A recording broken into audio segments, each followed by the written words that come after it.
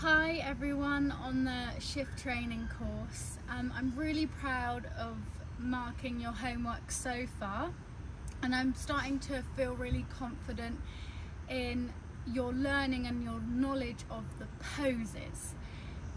But the thing that I want to help you with and why I've made this video is to show you how to put more mindfulness into the yoga, and that's the really transformative part of the yoga and what makes it different from just gymnastics or PE. So it's really important that you watch this video and you practice putting this into your teaching. So we're going to start first of all with the simplest way that you can encourage mindfulness into your classes, and that is simply saying and reminding people throughout the entire class to observe their thoughts when they start wandering and they get distracted, and to come back to what you're teaching them with the breath and the movement. So if you say that little phrase of observing their thoughts and then anchoring back through breath and movement, that is a really easy way that you can bring in mindfulness into your classes. But make sure that after you ask that you give space for people to do that. So you pause for about 30 seconds to a minute and allow them to actually notice their thoughts wandering and come back. That lesson is so powerful. Imagine that students take on that advice from their yoga class, and in their life they can observe their monkey mind and their thoughts, and instead of reacting to them, they can just listen to them and come back and reground and recenter. So that is really powerful. Make sure you're including it in your classes. Okay, let's have a look at some other things. So I'm just going to check my notes. So let's talk about visualizations. So some of you are stronger at this than others. You know, for primary, I think this happens quite naturally in your teaching.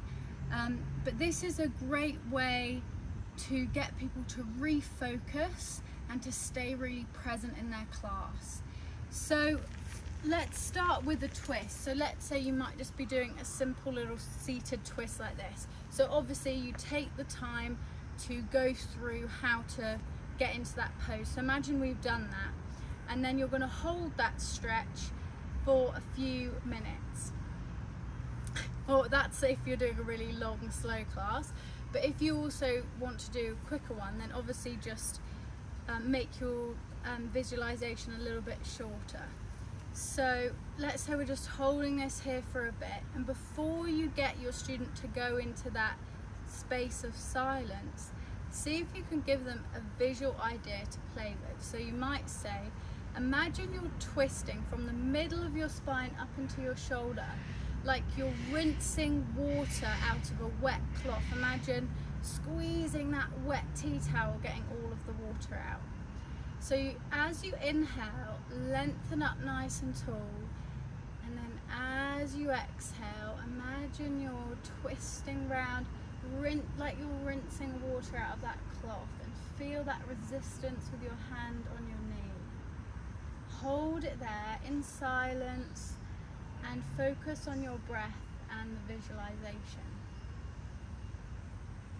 So that's one example of how you can guide someone into a visualization that will help them stay there, versus you saying you're going to put your left hand on your right knee, your right hand back behind you, and twist, and then just going into silence.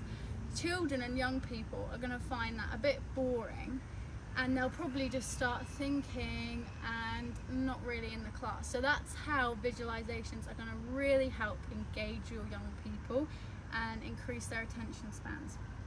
You know, another example is you could do forward fold, hanging like a rag doll. You know, all of these things just help increase engagement. Or tree pose, imagine roots going out of your feet, helping you to stay really grounded and connected and stable. And you could take that visual idea and get them to imagine what tree they are. Are they growing fruit? Obviously that's more appropriate for primary maybe, but These things really help. I even teach these visual things to adults and they love them. We learn through storytelling, so make sure you're including that in your class. Okay, how can we add detail into our class? Through detail. So we could add detail through the breath. There's all sorts of ways that you can help people to become aware of the subtle things in our bodies. So with the breath, there's temperature we can focus on. You know, we have a cooler inhale and a warmer exhale. So you could guide students to notice that. But make sure you just choose like 1 or 2 at any one time, and so that you're giving that student enough time to really slow down in the silence and to actually experience for themselves what you've said. It's not about just listing 1,000,001 different things. It's just choosing 1 or 2 of the examples that I'm giving you in a class, sticking with those and giving people enough time to focus on them. So also other details that you could mention with the breath. So you've got temperature, but also you've got the pace of the breath. How are you breathing with the different exercises and the different movements? And what does that tell you about how challenging or easy you're finding something, or your state of mind? You could also get students to notice where they're feeling the breath. So if you're in child's pose, are you feeling your breath in your belly? And you could also ask a question, can you also feel your breath in your lower back?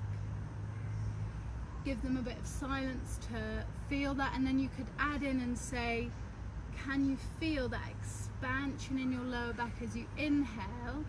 And then can you feel that sort of hugging in as you exhale? So try not to just give blunt statements like feel your breath here or feel the stretch. See if you can actually go on and expand your description, because some people will be completely new to this.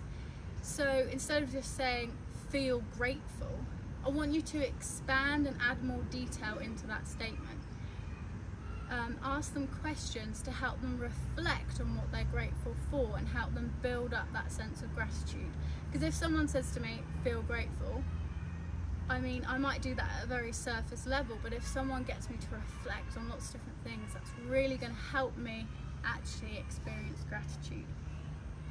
In terms of the body, how we can add detail is, for example, if you're in like a down dog, getting students to focus on their heels and pressing down with their heels, and then noticing the little micro bend in the knees and that they're not locking their knees. So those subtle little focus points are going to help people become more in tune and start to listen to their body. You've also got hands and fingers to think about, where people are pressing into their fingers, if they're spread apart or close together. All these little things really help make the experience really interesting and new. So you want to try and be really curious in your teaching. So instead of just saying place your hands down, see if you can be like fan out your fingers and feel the stretch in between each finger. So try and focus on the smaller things.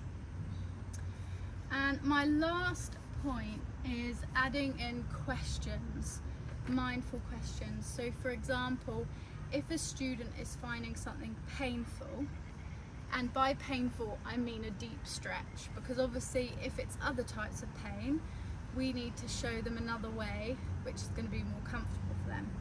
But if they're in, let's say we're in the chair yoga sequence, and imagine I'm sat on a chair and there's that pose where we're feeling the stretch there in the sciatic nerve. For lots of people that is a really deep stretch.